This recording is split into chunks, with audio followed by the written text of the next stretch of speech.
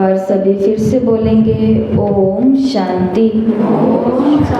आज भट्टी का दिन है 28 दिन की ये यात्रा, जिसके अंदर हम सभी रोज एक एक करके ये संगम युग के स्वर्णिम कदम कदम कदम आगे आगे चल रहे हैं। तो इस यात्रा के आज 20 दिन पूरे होते हैं और आज की मुरली की डेट है 22/11/87। 22 नवंबर 1987 मुरली की हेडिंग है मदद के सागर से पदम गुणा मदद लेने की विधि। मदद के सागर, शिव बाबा का नाम आज तक टाइटल हमने सुने, वो प्यार का सागर, शांति का सागर, शक्ति गुणों का सागर, इतने सारे सागर, पर कौन सा सागर है? वो मदद का सागर है और उससे पदम गुणा मदद लेने की विधि है। तो आज के मुरली में हम जानेंगे वो विधि कौन सी है और कहाँ कमी रह रही है हमसे, जो मदद का सागर होने के बाद भी हमको मदद नहीं मिल पा रही है। बाबा ने कहा, हिम्मत दे बच्चे, मदद दे बाप के वरदान प्रमाण, पुरुषार्थ में नंबरवार आगे बढ़ रहे हो। बच्चों की एक कदम की मदद, बच्चों की एक कदम की हिम्मत और बाप की कदमों की मदद हर बच्चे को प्राप्त हो रही है। 63 जन्मों की निर्बल आत्माएं बलवान बन आगे बढ़ती जा रही हैं। तो इसे वरदान कहो, बाबा का वायदा कहो, वर्षा कहो, कुछ भी कहो, लेकिन बाबा ने कहा 63 जन्मों की जो निर्बल आत्माएं थी वो बलवान बन करके आगे बढ़ रही है। किस कारण से? एक कदम हिम्मत बच्चों का और पदम कदम मदद बाप की। तो 63 जन्मों की निर्बल आत्माएं बलवान बन आगे बढ़ रही हैं। इसी के कारण ब्राह्मण जन्म लेते ही पहली हिम्मत कौन सी धारण की? कौन सी थी पहली हिम्मत? कल रात को मुरली भी सबने पढ़ी है। तो पहली हिम्मत जो असंभव को संभव करके दिखाया, पवित्रता के विशेषता की धारणा की। अनेक बार की श्रेष्ठ स्थिति को फिर से रिपीट कर रहे हो, नई बात नहीं है।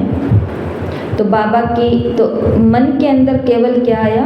एक हिम्मत का संकल्प आया कि हमें भी पवित्र बनना है। और इसके बदले में बाबा ने क्या किया? पदम गुणा मदद की। कौन सी मदद की? कि आत्मा के अंदर ये स्वमान जगाया कि मैं तो अनादि आदि पवित्र थी, अनेक बार पवित्र बनी हूँ और बनती रहूँगी, ये कोई नई बात नहीं है। तो लेकिन पहला संकल्प किसका था?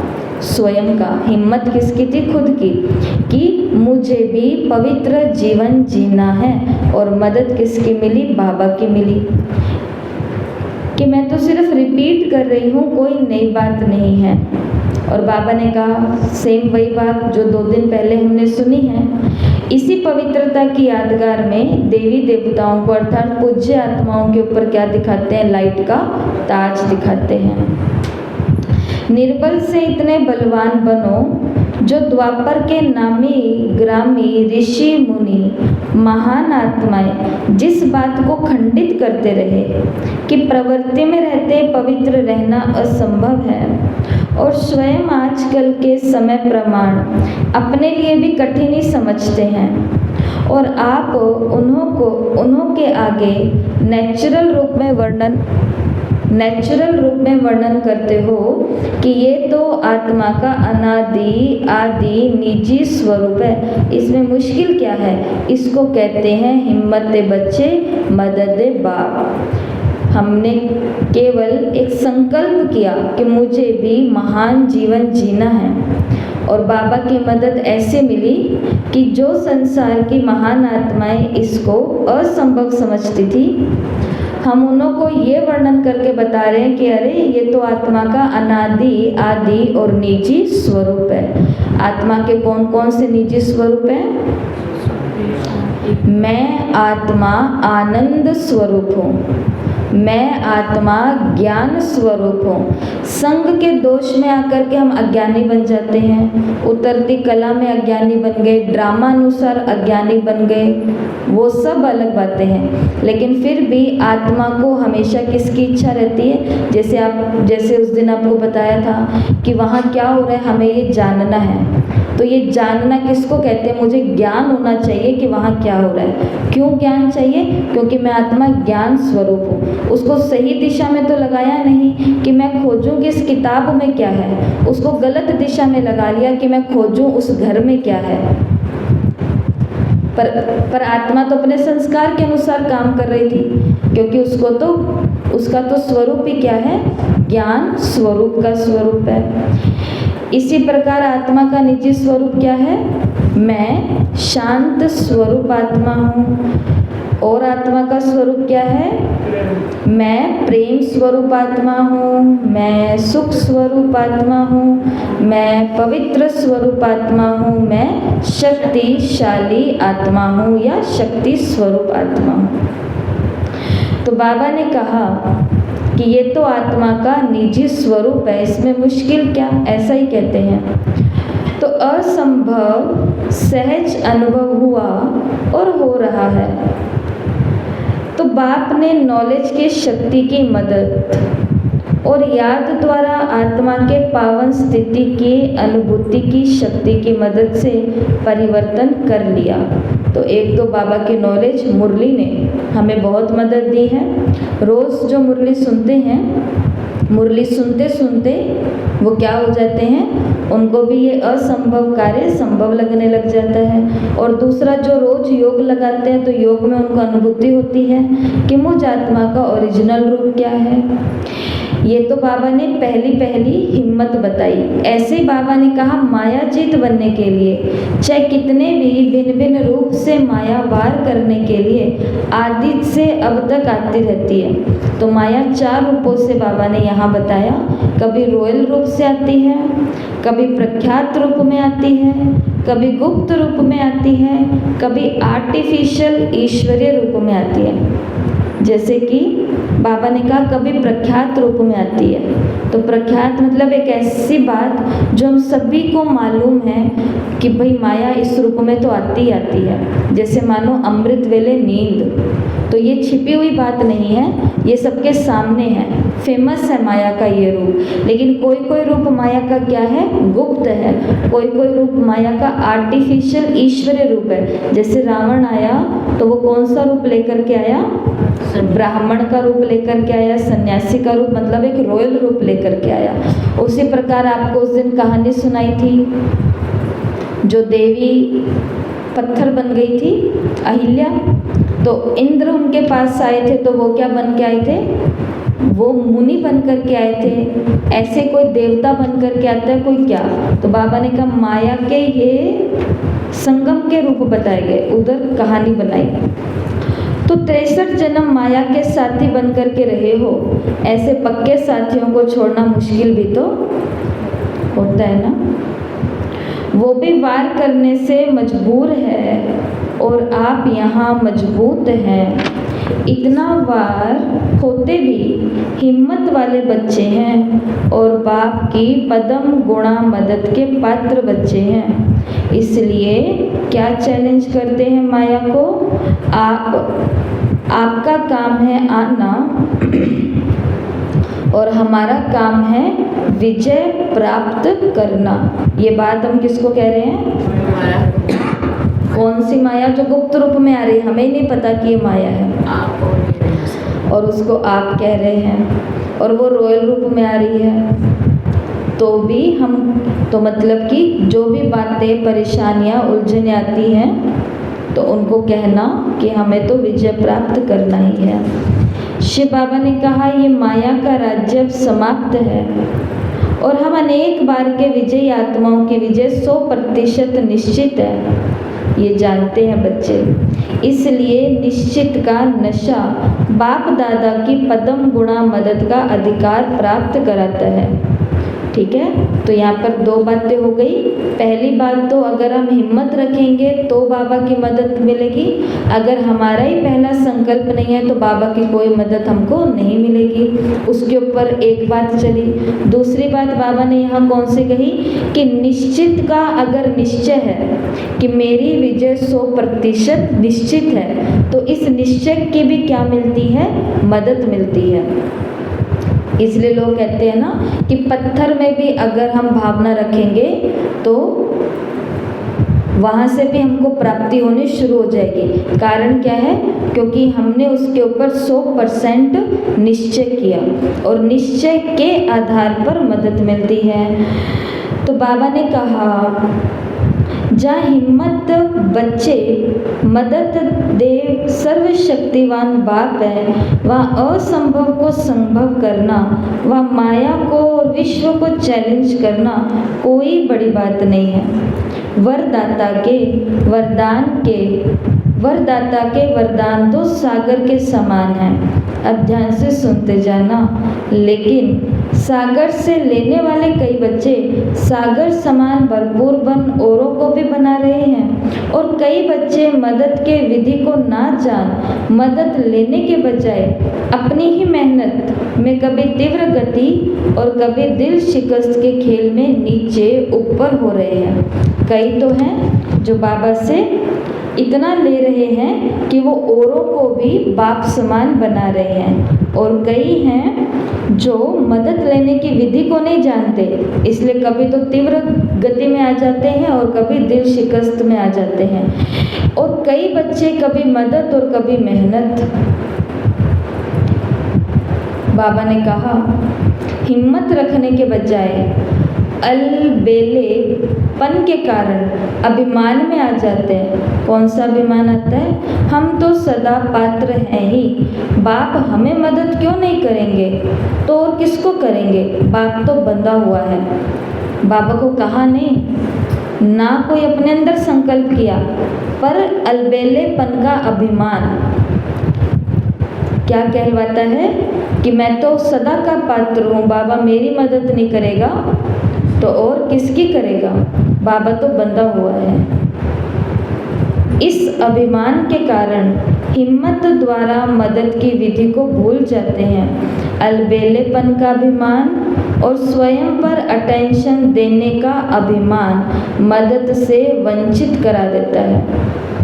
क्या समझते हैं, समझते हैं अब तो बहुत योग लगा लिया, ज्ञानी तो आत्मा भी बन गए, योगी तो आत्मा भी बन गए, सेवाधारी भी बहुत नामी ग्रामी बन गए, केवल सेवाधारी नहीं, नामी ग्रामी फेमस, सेंटर इंचार्ज भी बन गए, सेवा की राजधानी भी बन गई, प्रकृति भी सेवा योग्य बन गई, आराम से जीवन बिता रहे हैं। बाबा ने कहा ये है अटेंशन रखने में अलबेलापन।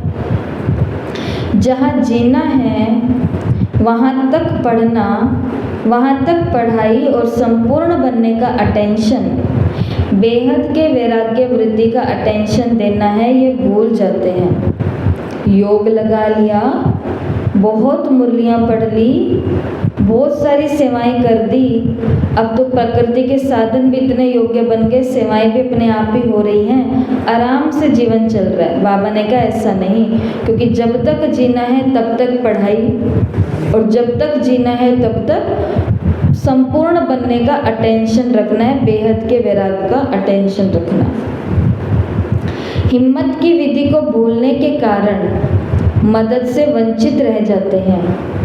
तो सागर के बच्चे होते हुए भी छोटे छोटे तालाब बन जाते हैं। जैसे तालाब का पानी खड़ा हुआ होता है ना, ऐसे पुरुषार्थ के बीच में खड़े हो जाते हैं। इसलिए कभी मेहनत और कभी मौज में रहते हैं, कभी तो मौज में हैं।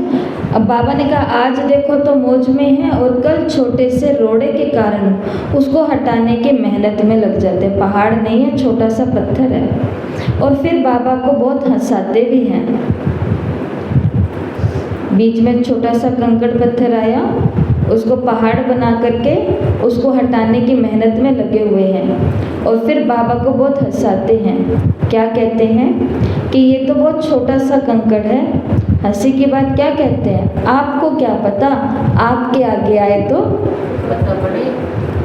बाबा आपको क्या पता, आपके आगे आए तो आपको पता पड़े। बाप को भी कहते हैं आप तो हो ही निराकार, आपको भी क्या पता। और ब्रह्मा बाबा को भी कहते हैं आप तो बाप की लिफ्ट हैं, आपको क्या पता। ऐसी बहुत अच्छी अच्छी बातें करते हैं। भगवान को भी नहीं छोड़ता व्यक्ति, तो इंसान को कहाँ से छोड़ेगा। इसके लिए बाबा ने कहा मेरे बच्चे कितनी अच्छी अच्छी बातें करके मुझे हंसाते हैं, गुस्सा नहीं होता वो, बल्कि बाबा को इस अलबेलेपन पर, इस भूल पर हंसी आती है। लेकिन इसका कारण क्या है, वास्तव में मदद ना मिलने का कारण बाबा या ब्रह्मा बाबा या ये चीज़ें नहीं है, कारण है बाबा ने कहा एक छोटी सी भूल। और वो भूल क्या है, हिम्मत दे बच्चे मदद दे खुदा। अगर ये विधि विधान में नहीं होती तो सभी विश्व के राजा बन जाते ना, एक ही समय पर सभी तख्त पर बैठेंगे क्या, सभी बाप को उल्हाना देंगे कि ब्रह्मा को ही क्यों पहला नंबर बनाया, हमें भी तो बना सकते थे। इसलिए ये ईश्वरीय विधान ड्रामा में बना दिया। कर्मों की गति कौन सी, हिम्मत बच्चों की, मदद बाप की, कि पहली हिम्मत किसको करनी पड़ेगी, आपको। बाबा ने कहा अगर ये विधान नहीं बनता, अगर ये विधि नहीं बनती तो सभी के सभी राजा बन जाते और फिर बाद में उल्हाना भी देते कि ब्रह्मा को ही पहला क्यों बनाया। तो जितना चाहे हिम्मत रखो और मदद लो, चाहे 1 वर्ष का बच्चा हो, चाहे 50 वर्ष का बच्चा हो, चाहे सरेंडर हो, चाहे प्रवृत्ति वाला हो, अधिकार सबका है, लेकिन प्राप्ति विधि से ही होगी। ठीक है, तो बाबा के आगे ये बातें करने से हमको कुछ नहीं मिलेगा कि बाबा आपको क्या पता मुझ पर क्या बीत रही है, आप तो निराकारी हो, या दूसरे बाबा को कहें आप तो वतन में बैठे हो, आप तो शिव बाबा की लिफ्ट हो। कुछ भी नहीं है ऐसी बातें, क्योंकि भगवान ने कहा है कि मदद मेरी, पहली हिम्मत किसकी, आपकी। तो ये है विधि। तो मुरली से मुख्य बात हमने क्या सीखी, एक हिम्मत का कदम उठाना पड़ेगा, हिम्मत का एक कदम तो उठाना पड़ेगा। जैसे पहली हिम्मत का कदम उठाया प्योरिटी का, तो वो असंभव जिसको सारे संसार ने बोला, तो वो आज संभव है उन आत्माओं के लिए, क्योंकि बाबा की नॉलेज और योग की हिम्मत मिली। इसी प्रकार बाबा ने कहा मायाजीत बनने में भी हिम्मत चाहिए। तो क्या सोचो कि मेरी 100% विजय निश्चित है। तो इस निश्चय के नशे के भी क्या मिलती है, बाबा से हिम्मत की मदद मिलती है, मदद मिलती है। ठीक है, तो आज इस मुरली को एक बारी पूरा पढ़ना, और पूरा पढ़ के फिर 20 पॉइंट है वो ग्रुप में भेजना, और फिर टेस्ट भी आ जाएगा तो वो टेस्ट भी करना। बाकी बाबा ने इस मुरली के अंदर कहा कि अलबेलेपन का अभिमान नहीं रखना कि बाबा मेरी मदद नहीं करेगा तो किसकी करेगा, मेरे लिए तो बाबा बंधा हुआ है। बाबा नहीं बंधा हुआ है, बाबा के आगे जो हिम्मत करेगा बाबा केवल उसकी मदद करेगा। सुदामा दोस्त था, और ऐसा नहीं था कि जानी जाना नहार को पता नहीं था कि वो कितनी गरीबी में और कितने दुख में उसके बच्चे पड़े हैं, खाने के लिए उनको खाना भी नहीं मिल रहा, वो वहीं बैठा बैठा मदद कर सकता था। लेकिन नहीं, फिर भी समय पर छोड़ते हुए पुरुषार्थ सुदामा को ही करना पड़ा कि अपना घर छोड़ करके चावल मुट्ठी लेकर के द्वारिका तक जाना पड़ा। फिर वो द्वारपालों को बार बार रिक्वेस्ट करनी पड़ी कि मैं सखा हूँ, मैं दोस्त हूँ, तो वो उसको धक्का मार रहे थे, लेकिन धक्के भी खाने पड़े, लेकिन फिर उठना पड़ा, फिर मैसेज देना पड़ा, और मैसेज प्राप्त हुआ तो फिर वो नहीं गया अंदर, वो खुद आया उसको अंदर ले जाने के लिए, और उसके पाँव धोए। और ये कहानी सबको मालूम है कि फिर बदले में क्या दिया। लेकिन ये सब कुछ वो कहीं से भी दे सकता था, लेकिन विधि क्या है, पहले हिम्मत हमारी, मुझे मुक्त होना है इन बंधनों से, इन बातों से, तो मदद कौन करेगा, बाबा करेगा। ओम शांति। ओम शांति।